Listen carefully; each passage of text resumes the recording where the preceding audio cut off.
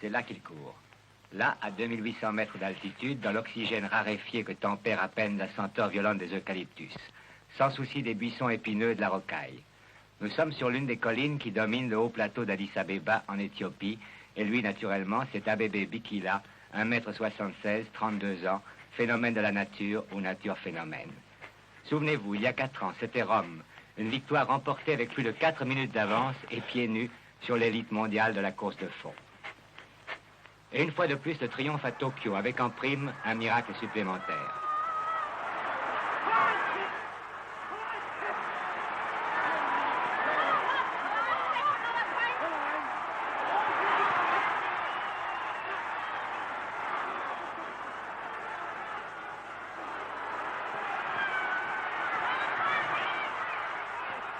Cet homme, en effet, que vous allez voir se détacher irrésistiblement, moins de 3 semaines plus tôt, on l'opérait de l'appendicite.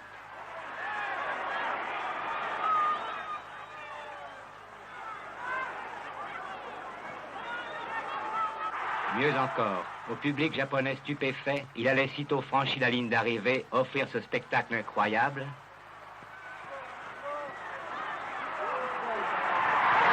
Celui d'un homme à peine essoufflé, soucieux seulement de se décontracter, comme une jolie femme se passerait un peigne dans les cheveux après un petit coup de vent.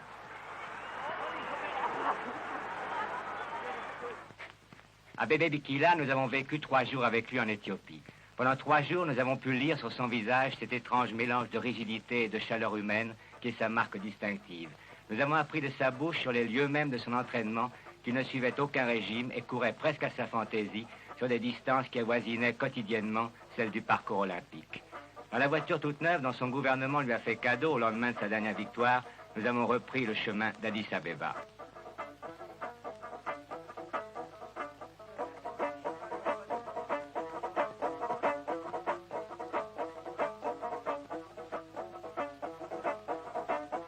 Et nous n'avons pu résister au plaisir de démonter pour vous l'horlogerie de cette mécanique admirable du coureur.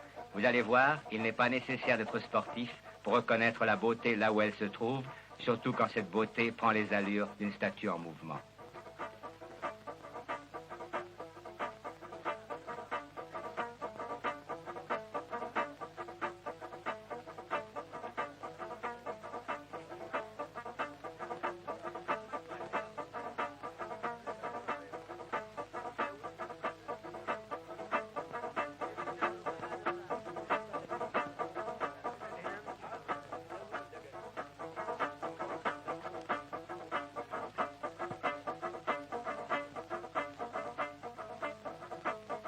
Comment une telle perfection jointe à une telle efficacité a-t-elle été possible?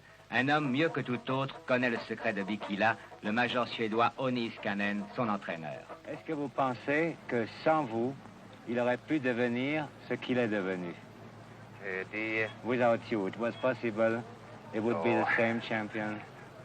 Il est très difficile pour une réponse pour cette question.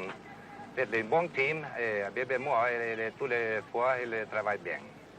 Est-ce qu'il vous est reconnaissant de ce que vous avez fait pour lui?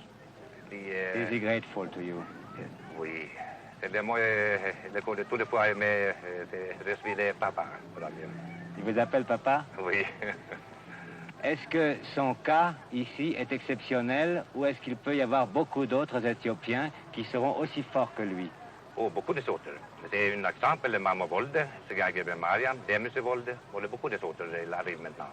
Pourquoi est-ce qu'ils courent si bien, les Éthiopiens, sur les longues distances? Oui, les constructions, pas de... La constitution. Les constitutions, aussi beaucoup de marches, marcher beaucoup, pas d'autobus, pas de train. Oui, il n'y a pas de train. C'est naturel. Oui. Mais plus que de ses records, ce dont Bikila est le plus fier, c'est de son appartenance à la garde impériale. Sergent au lendemain de Rome, puis lieutenant après Tokyo, il prend ses fonctions militaires très au sérieux. Être soldat ici, plus qu'ailleurs peut-être encore, c'est quelque chose. Aussi est-ce au lieutenant Abebe Bikila, presque autant qu'au champion, que nous avons posé nos questions.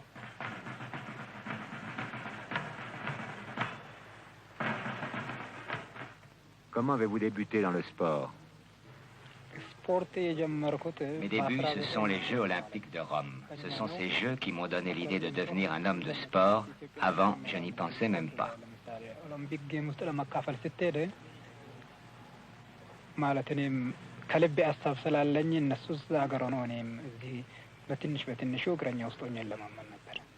Est-ce que vous avez pris très vite conscience de votre valeur sportive?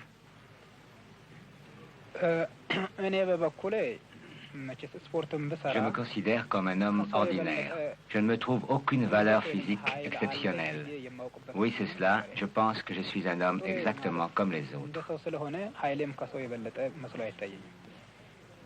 Est-ce que votre joie a été plus grande à Rome parce que vous étiez un Éthiopien qui gagnait en Italie? Un vrai sportif a seulement la volonté de gagner. Et à Rome, j'avais cette volonté, et celle-là seule. Peu m'importait si je me trouvais en Italie ou ailleurs, et ma joie n'a pas été plus grande parce que le public de mon succès était italien.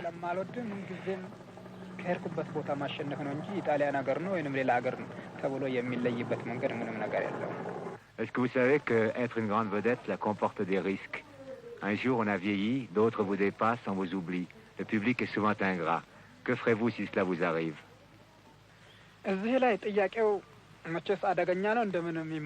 Je sais que de telles choses peuvent arriver. Mais mon pays m'a toujours témoigné sa reconnaissance et je suis sûr que cette attitude ne changera jamais. L'Éthiopie ne m'oubliera pas.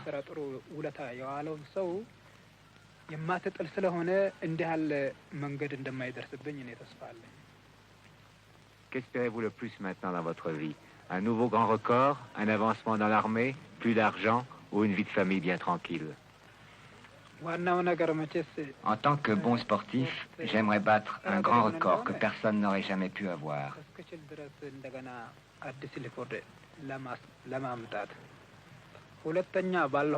Comme soldat, je pense que si mes chefs me reconnaissent quelques valeurs, j'aurai un jour un rang plus élevé dans l'armée.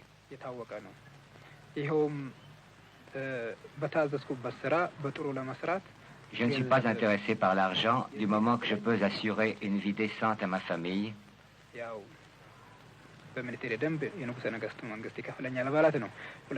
Ce sera mon ambition pour le reste de ma vie.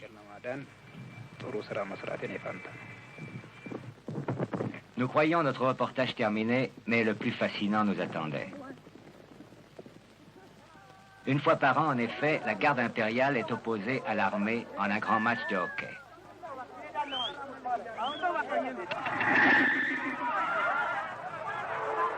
Capitaine de l'équipe de la garde, Bikila devait aider ses coéquipiers à marquer les 6 buts de la victoire.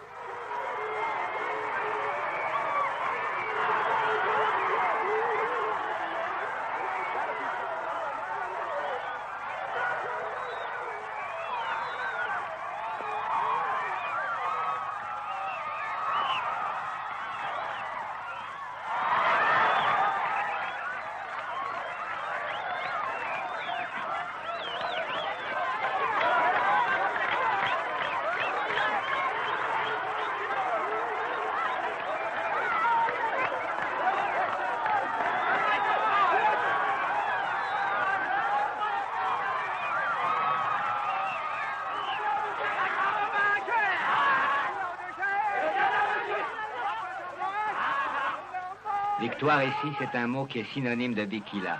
C'est même cette certitude de vaincre qui est peut-être le meilleur atout du champion éthiopien. Aussi est-ce pour cela que nous lui avons demandé comment il pouvait dès maintenant affirmer qu'il gagnerait malgré ses 36 ans aux Jeux de Mexico. Je peux dire que je gagnerai à Mexico parce que déjà je connais la force de mes futurs adversaires. Comme à Tokyo, je savais ce dont ils étaient capables. La nuit commençait de tomber sur Addis Abeba, mais l'enthousiasme général ne voulait pas cesser.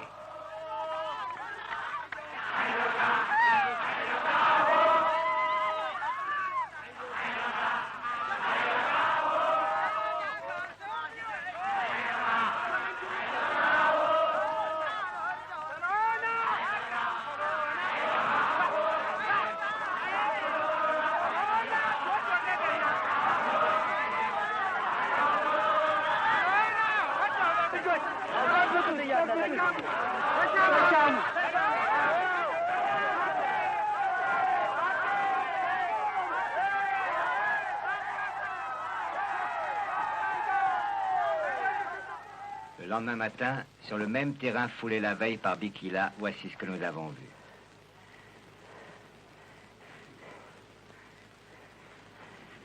Ils sont 10 ainsi, ils sont 100, ils sont 1000, lancés sur les traces de leur idole. Après quoi courent-ils? Après quelques secondes volées au temps? Après une voiture blanche donnée par un empereur? Ou après une épaulette de lieutenant? Peut-être après un rêve. Mais il y a des pays où le rêve est la seule chance que l'on ait de devenir une réalité.